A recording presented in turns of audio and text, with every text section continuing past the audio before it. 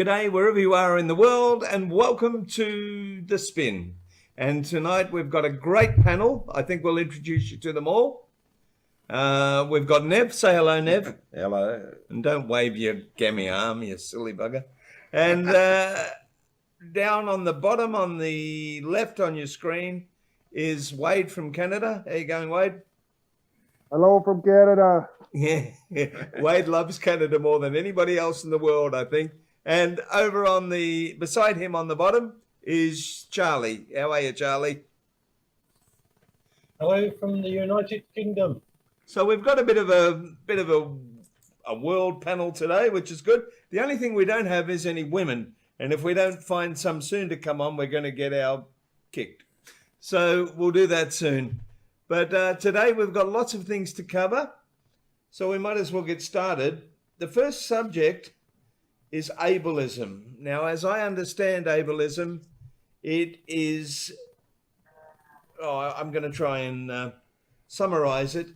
There are many people that don't appear to be disabled and therefore get judged quite harshly by other people because their disability or their mobility impairment or whatever, however you like to term it, is not visible. So they can get quite harshly judged.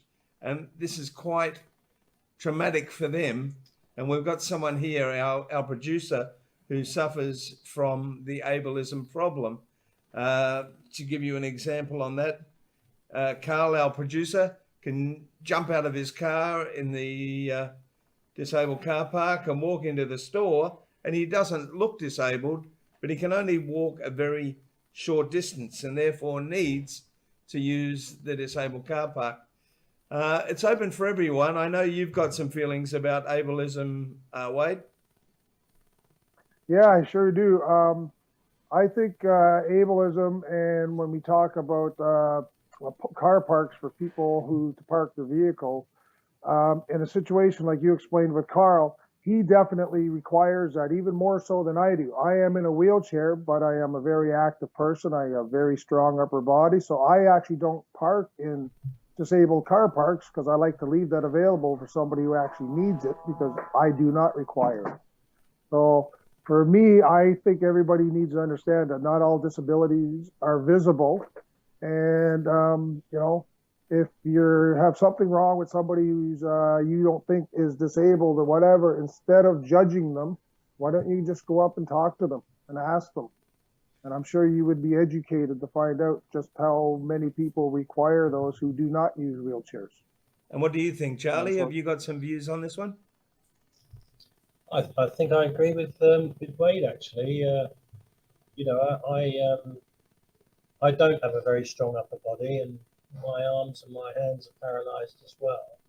Although I look good, people expect me to be stronger and fitter than I am. So the main reason I use a disabled parking bay isn't necessarily that it's close to the shop or wherever else I need to go, but it's being given the access to the side of the car. So if you're in a wheelchair, for example, you can get between the two cars and you've got enough room to transition, from your chair into your car.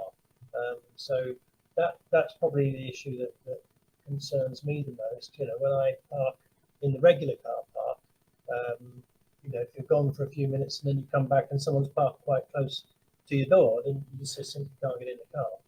Yep, and that's a problem. And look, we've all, if we can have us all for a sec, Carl, we've all probably been part of that judgmental thing. I'll put up my hand and say that I have. When you've seen somebody stride out from the disabled car park and you think, oh, great, they've taken my spot. They're, terrible people. The problem is, in a lot of cases, it is abused by people. Isn't that right, Nev? Yes, very much. And you've had that problem before in your life as well? Yeah, but I don't use disabled parking. You don't use it at all? At all. There's people worse than what I am who need it. It's quite funny. All of us here probably don't use disabled parking all that much. But where the problem has been for me, and I'll get the reaction from all of you, I used to be able to walk a lot more than I can, but I need to use a wheelchair to get around. But it was quite convenient to get out of the wheelchair to go into a place or to do something. And I felt so guilty every time I got out of the wheelchair and walked, because people looked at me and thought he doesn't really need that wheelchair. So that's another area of ableism. Have any of you had a similar experience to that? Well, the facts are that 60% of all wheelchair users can actually walk a little bit. I mean, that's the fact statistically worldwide put out by the World Health Organization. So most people can. I mean, I'm in the process of trying to learn how to walk again right now. And last week I managed to walk 6 lengths of the parallel bars. To me, that was like doing the 10-mile marathon, right? So, I mean, if I do manage to learn and walk again, I'm not going to be able to walk long distances. So I will still require a wheelchair when I go out anywhere. But I am going to get out of that wheelchair and walk. And like you said, experience, being treated like that. That's something I'm not looking forward to. And it makes you not want to get out and walk, doesn't it? Well, everybody I know who has done that has said the same thing, just like you said. That's what happens. And have you had that now? Go on, sorry. No, I was just going to say that you actually feel bad because you've got the ability to get out of your chair once in a while and walk. That's crazy. It's terrible to feel bad for being a little bit able-bodied, isn't it? If we bring everybody in, because I see that we're all smiling, because we've all been there, because I know Charlie can move around a little bit with the use of sticks and things, and I used to walk a lot more than I do now, but there have been times when I just haven't gone into somewhere when I could have, because I just don't want to deal with that problem. So one of the things I'm wondering, and maybe it's a silly thought, but I'd like to get everybody's opinion, maybe they should have 2 types of disability sticker, the blue one for the wheelchair users and maybe an orange one or something that says this person does have a mobility impairment, but it's not obvious, so that people can look at that sticker and know that. How does anyone feel about that? I agree 100%. I'm the same. Yeah, I think there's a difference between the mechanical aids that people need and simply being disabled in some form. Blind people, for example, with blind dogs, other things. I think there is a good argument to organise wheelchair people, perhaps, maybe differently. Not giving them preference necessarily, like Wade correctly said. Once you're in your wheelchair, you can actually get moving along quite quickly. If I've got my electric wheel on, I can do 12 miles an hour. So it's not the distance so much as the accessibility. Just getting back to your point, Ross, feeling guilty for walking. I mean, that's something I'm never going to feel guilty about. I was totally paralysed for 2 years, so I'm never going to feel guilty about walking. But one thing that often corrects the perception is actually when you fall over, and then suddenly people have to decide: are they going to come and help you, or are they going to pretend they didn't see and walk away? It's a heck of a way to prove your point, though, isn't it? Well, yeah, but you're absolutely right. I've had situations where, where I live, if I park relatively close to the apartment, I'll use my sticks and walk. And if it's a bit further, then I have to use my wheelchair. So I've seen people looking at me thinking, "Hang on, he can walk," How dare he? Because the last time they saw me, I was in a wheelchair. So definitely it plays on your mind whether you want it to or not. What about the idea of the 2 different color stickers? Do you think that's silly or sensible? Well, I got my first disabled parking badge in 1975. So back then, it was an orange badge and it had a wheelchair on it, and it was given to people that were in wheelchairs. Right. And it's gradually evolved into, a system to support all sorts of disabilities. You know, obviously correctly so. You know, people need to be to have that kind of a facility. But as I say, there is a wheelchair on it for a reason, and yeah, perhaps there should be a different scheme for other people that might need other help. You know. And what do you feel about that, Wade? Ableism having 2 different stickers? Well, I'm going to speak from Canada and the North American experience. We've actually, same as Charlie was just saying, it used to be that if you were in a wheelchair, you got an orange badge that hung from your rear view mirror, and you still had to have the standard person with disability. And they had 2 types of parking spot, type A and a type B. A type A was for any disability, didn't matter what it was. And the type B was for accessible vans or accessible vehicles only that required, you know, wheelchair drivers or side ramps, and they were given that extra, I think it was 1.5 meter spot, so ramps or whatever you could get out. But just like Charlie said, in Canada, they started giving out these to everybody. I mean, literally in Canada, you can have a weight problem and get a disability sticker now. Right? You don't need to have any actual disability, or you can have a temporary disability and they'll give you a sticker, but no enforcement. So the expiry date on the sticker, nobody's looking at. So, or people will have a husband or a wife or somebody, and when that person passes away, the family just keeps the sticker. Yes.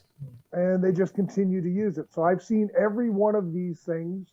So without, you can make as many laws, you can do what you want. If there's no enforcement of this and they don't keep tabs on who is actually the people with disability who require these spots, then you can make as many laws as you want and put up as many signs as you want. It's not going to make a difference. Steady Eddie, the comedian in Australia, actually said it was the only reason his girlfriend went out with him. She could get closer to the shops when the sales were on. But anyway, Nev, would you take notice of the color of a sticker, Nev, if you saw somebody walking away from a vehicle? Would you take the time to have a look and say, oh, yep, it's an orange sticker. Obviously, they do have a disability. Well, I do look anyway at a disabled parking. Everybody just comes and parks. Yes, you know, yeah. and they're not disabled. So, but it would be good to have that color if it was someone like Carl, for example, because you could go, well, yes, he is. Yeah. He does have a reason for it. Because there's so much abuse for it in Australia, it's, I don't know. You automatically assume they're not disabled, don't you? Yeah. Which is the problem of ableism, really. That's the thing. But go on. My van is covered with disabled stickers, but I don't have the blue sticker, you know, the proper one, for the government. So I just park wherever I want. Well, I don't know if it's the same in Canada or not, but or the UK, but in the US, a lot of states you can apply and you get the wheelchair symbol on your number plate. Yeah. And I think that's a great idea. Well, it is a great idea. I wish I had one to show you. They've even started doing that in the Philippines. Really? Believe it or not. We don't have it in Canada yet. I can actually get my wife to show you one of the plates that they make from the Philippines if we can find it. But yeah, in the Philippines, last year when I was there, the government, for my ATV, my hand control four-wheeler, they gave me a car license plate, which now gives me permission to drive my four-wheeler wherever I want in the city, because I can bungee cord my wheelchair on the back, rack on the back. All they made me do was I have to wear a helmet and I had to put signal lights on the four-wheeler. So here's Philippines, who's told me that, yes, if this is your person with disability vehicle, well, that's fine. We'll register it for you, and here's a license plate for it. It's funny because we're going to do a program in the near future about unexpected things in unexpected countries. Because, for example, the Friendly Design Initiative here in Thailand, I mean, you can go along a service center on the road and there might be 16 accessible bathrooms. You'd never find that in Australia. And this is supposed to be the third world country, as some people see it. Charlie, you look like you want to say something. Well, I was going to say, actually, one of the things that's very different in Thailand from here is the gas station disabled toilet accessibility. I mean, a lot of gas stations in the UK don't even have public toilets. You know, Yes. you have to ask the shopkeeper if you can go through the storeroom and use the staff toilet. You know, It's the so PTT in it's Thailand that have really embraced it, isn't it? Very well. No, Thailand's very good for motorists anyway. In fact, the PTT have just got a policy that by a certain time, every PTT station in Thailand must have an accessible bathroom. And And that's pretty They're amazing. doing it- some of them they're have doing a great job. wheelchairs. Yes. But anyway, we're eroding our next program. We might just move away from ableism now. I think we've discussed it enough. We might do it in a bit more depth in another program. There's one other similar thing that I want to talk about, which is names and labels. There is so much emphasis put on political correctness these days that I want to know how you guys feel about different labels for people with mobility impairment or disability or whatever. Have you got any thoughts on that, Charlie? Oh, this is a very interesting subject because the whole political correctness thing has been quite prominent recently. You know, I mean, I'm a great advocate for free speech. You know, so this whole political correctness thing is getting out of control. You know, you have to call gay people they instead of them or something stupid. Well, it's you know? similar on the disability thing. They keep changing it. This is Just I can define myself as disabled. Okay. Now, if somebody wants to call me a cripple, I don't like that word. Neither do I. But to be honest with you, but who am I to stop them from using that word? You know, I don't feel that I should be policing other people's language. I know you feel a bit differently about that, Wade, but before I do ask your opinion. I used to put it this way because my parents asked me when I was younger, and I said, they keep changing the word, but I still walk the same. I said, doesn't matter what they call it, I'm still the same. What matters to me is the spirit in which people say the word rather than the actual word itself. What do you think, Wade? You have some stronger thoughts on this, I think. Well, I do, because we can no longer as a society be labeling anybody for any reason. I mean, the whole problem with this world is that we put labels on everything, and there's all this political correctness, and people are tripping over themselves. And now in the United States, they have a big thing going where they want to change the wheelchair guy and make it to another guy, so it makes it look like he's more active, so guy forward. Well, that's all fine and dandy. So they But want to you're lie going in working- essence, don't they? What's that? Yeah. Yeah, they're lying, really. Well, they are, because It's the visual You know, effects, the isn't symbol it? They is want a just black a symbol. presenter. Yeah. Go on, Wade. that. Sorry. No, I'd say the Well, I was symbol just is saying, not. sorry to interrupt you, Wade. I was just saying that there's a lot of pressure. The political correctness thing, like I can see very often where we've got a black presenter because they want to represent the ethnicity percentage, or a female presenter. Not necessarily because they're the best presenter to do the job. They've got the most knowledge about the subject, but because they're fearful that somebody's going to say, "Oh, well, why don't you have any black presenters, or why don't you have any disabled presenters?" We're close to this point of, political insanity. In my Well, I mean, we're I all in the same would boat. welcome a female presenter on this program because it brings a female perspective. Exactly. We have the wider vision of the whole, topics that we're talking about. Of course, it's better to have a more A conclusive rounded view. panel. Yep. Okay, But Wade. Go on. not a token black person, just to be politically correct. No, you know? for a purpose. Now I'll let you get your statement out way because I keep interrupting you. No, that's fine. No, I don't disagree with Charlie. I don't disagree with anybody.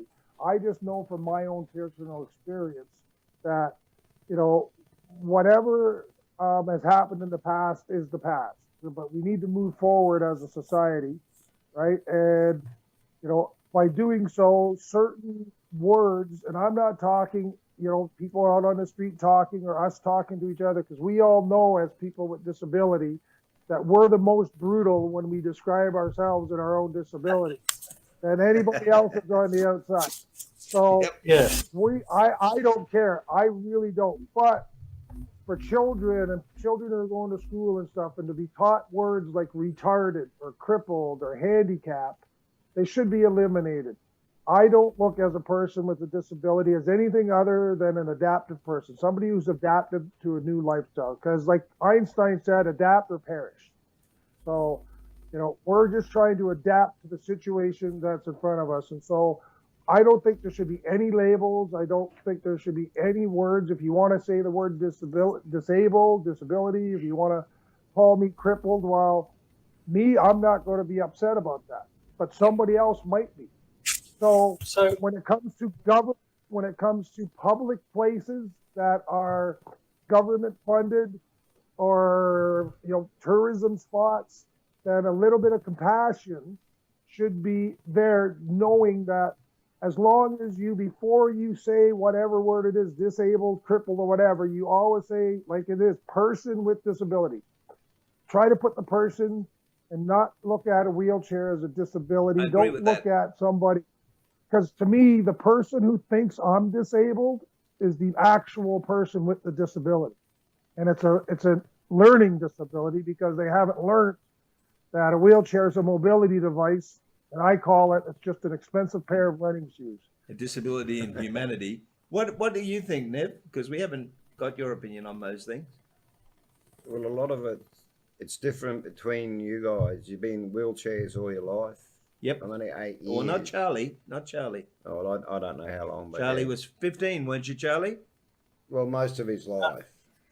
15, whatever, 46 years. So you would have went through all that spastic, all that type of stuff, where I never had. Yeah, usually if somebody referred to me in a derogatory term, then it generally wasn't me that got upset, but the people that were with me. So if I was with a group of friends and somebody made a joke about me or something, I couldn't care less, frankly. But it offended the people that were with me. Going to school as a disabled person was cruel, I got to tell you. But anyway, that's another story. Well, I wanted to add one more thing to this. Sure. I was doing a live TV presentation at a city hall with the mayor and all the council chambers, and on live TV with other people in the audience who had disabilities. I was told, you people and your small problem. So how was I to take that? Very, very badly. Okay. Well, he's got more I took problems. it very badly, and so what did you do? Took the mayor, the community, and the entire city to the Human Rights Tribunal. I would have gone up and punched him in the head. Slightly different approach, but both do damage. Watch the video. It's actually on YouTube. If you watch the video of it, I literally do like one of those drop the mic. I turned the mic off. I dropped it when he said it, and I turned around and I rolled out of there. I never said a word because I knew if I opened my mouth, nothing good was going to come out of it. Yep. And you actually won that case? And yes, big time. They actually been settled out of court within a matter of a couple months. Did they make an apology? Public, everything was done. And the points that I had made in my presentation, my PowerPoint presentation, every one of those points had been fixed. And now my company does business with this city. Well, that's where I think that kind of activism works, because I had a similar thing when we ran a tour many years ago for another company, and the pilot actually said, "I'm very, very sorry for the delay, ladies and gentlemen, but we had to get a bunch of wheelchair people on the plane." Similar kind of thing. But because we're talking about political correctness and all that kind of thing, I just want to bring up something else that annoyed me and may well not have annoyed you guys.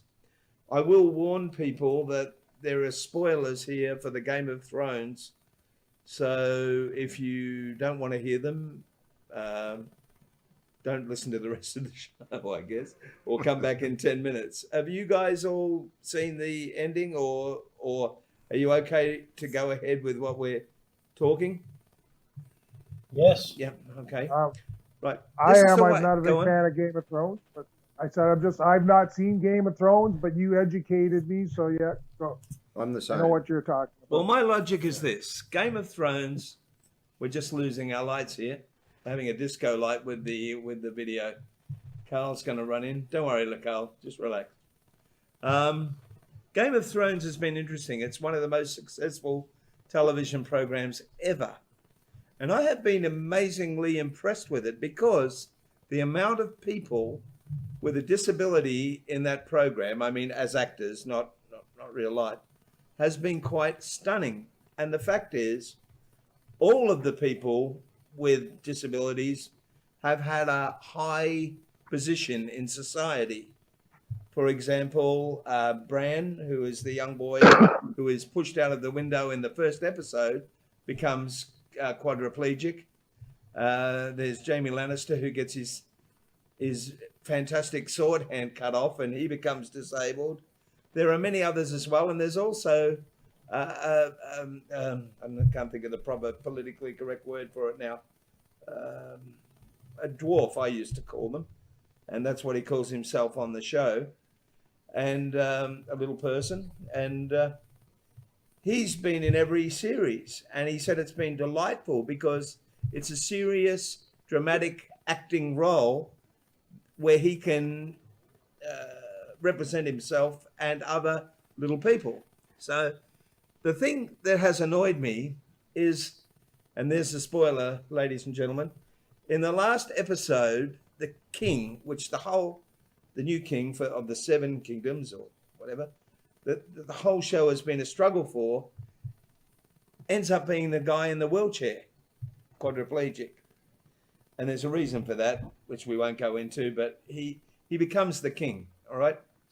And back in those days that they're depicting there was always,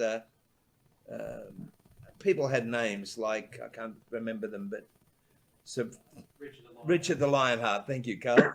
Things like that. And what they've called Bran is Bran the Broken. And disabled people all over the world are saying how insulting that is. Now, this is a show that has done a really good job of portraying people with disabilities in a really good light. And they've done one thing. They've given him a name called Bran the Broken, which is the kind of thing that they would have called people back in those days. Yes, they could have called him Bran the All-Knowing, or there was a lot of things they could have called him, but they called him Bran the Broken. And people with disabilities are getting all upset about it. Do you have any thoughts, Charlie? You've seen the program. Yeah, I have. I think you're right in that the show has been terrific. There was also, was it Ron, the very big guy with, the very low IQ Hodor. guy? Yeah, Hodor. One of my favorites. Yeah, and then there was the very tall warrior guy that was very badly disfigured from fire. Oh, yes. The side of his yes. face was gone. So you're right. They represented a lot of, I don't know what word to use. Impaired. Handicapped people, or I don't know what word to use. It's people with challenges, let's say. But if you look at history and the way people were named, Robin's son, or Weatherford, these names were to help describe pictorially, what this person was or who they are or where it was. And the thing about Bran was he broke his back. He was a broken boy. He was broken when he fell out of a castle window. And became the and guy so- who was pushed out.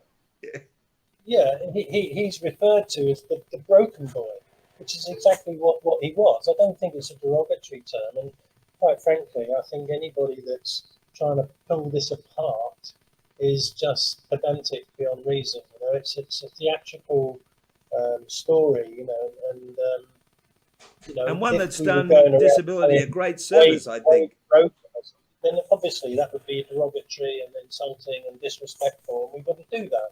But in a television show where you're referring to a character, a historical character in context, then I don't see any problem with it. And would you agree, Charlie, that really they've done a lot for people with disability by representing them in a very positive way? Well, the whole reason they made Bran the king is because he was superior to everybody else in an intellectual way, because of his disability, like Wade was saying.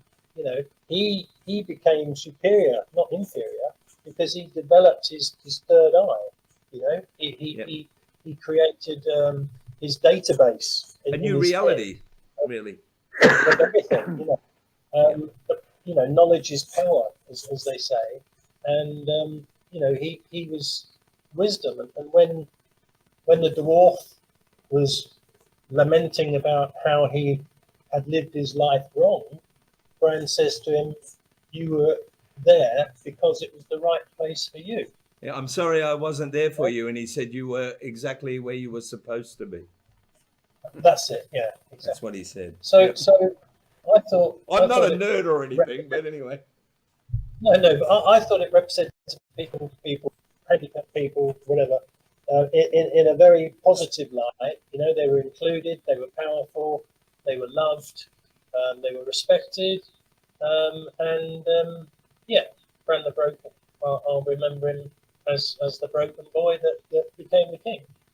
Yep, and so do I. But and I guess this leads to a program later where I want to look at, is there a way to find a medium between political correctness and respect? Because to me, they're opposite ends, or disrespect. They're opposite ends of the spectrum, and we need to find a middle somewhere. I'd like to say it's not what you say, it's how you say it. Say it. Yep. Right? Same thing we So, said earlier. I mean, Yep.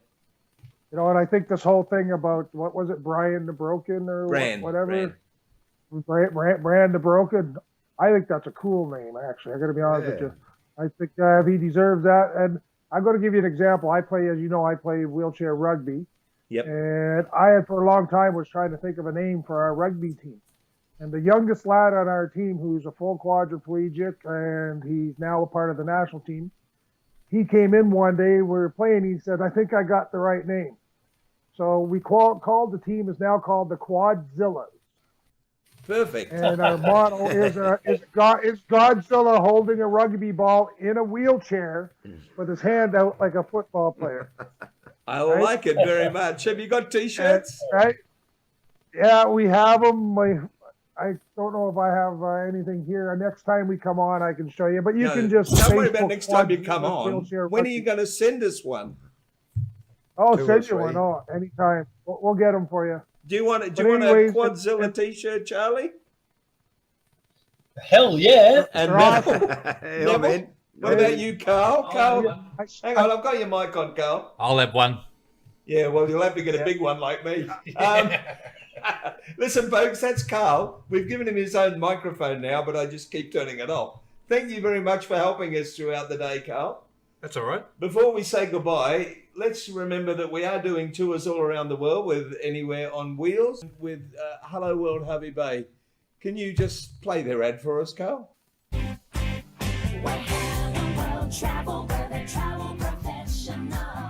Hello World Travel Harvey Bay is Anywhere on Wheels preferred travel agent in Australia. Call Joe and the gang and they'll fix you up with a great deal. Book with the knowledge that you're booking with Australia's largest travel agency group. Remember, with Anywhere on Wheels and Hello World Travel, you're never alone.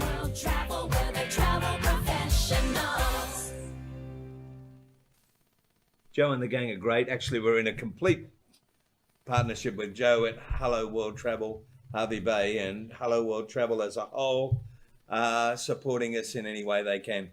Thank you guys for being part of this show. It's our most ambitious technically so far, and I think it's, other than my lights going on and off, It's gone quite well.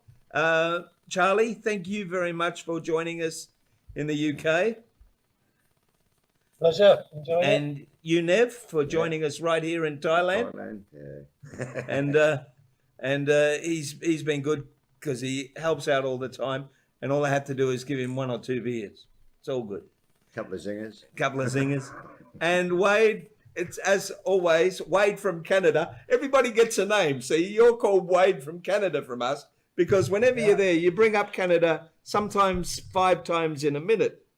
And I've actually started saying that everything good comes from Canada because Wade told me.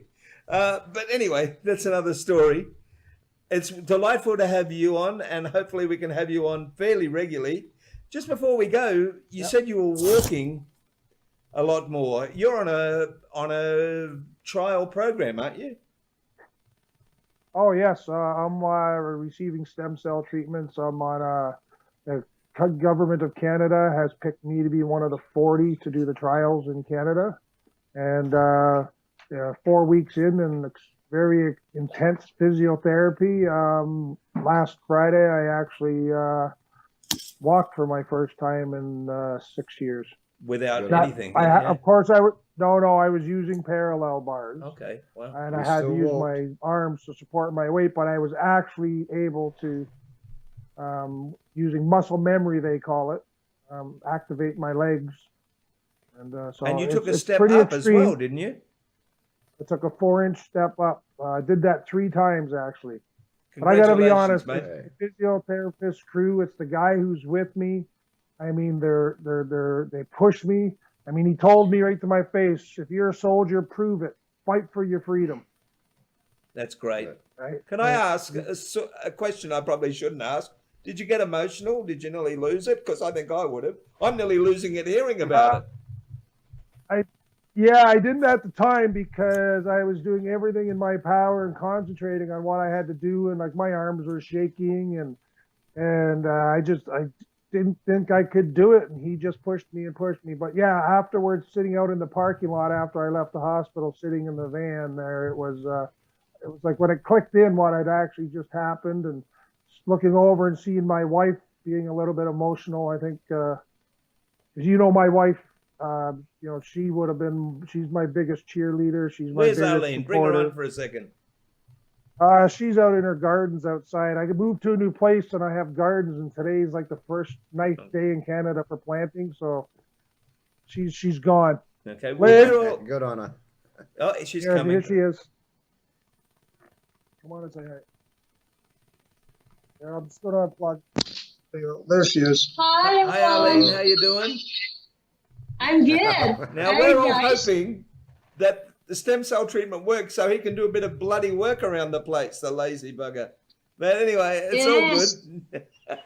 Congratulations to both of you on how it's going. I hope we can sort of follow the story along with you, if you don't mind, Wade. No, actually, I would enjoy that very much. I think if it's something that works, it works out. I think the world needs to know about it, and the more people that do, the better off we are. Yep, that's great. So thank you. I thank you, Nev. I thank you, Charlie. I haven't thanked you, Carl. No problem. Why don't you come and say hello? Come on. He's wearing a T-shirt, like a singlet, so I'll just embarrass him.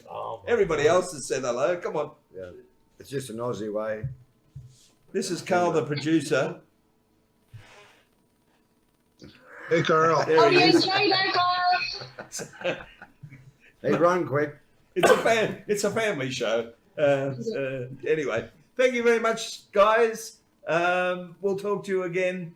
Well, actually, right after the close of the show, but we'll talk to you again on the show in the next couple of weeks. Thanks very much. Good night, everybody. Thanks. Good morning. Good afternoon. Bye. Play this closing.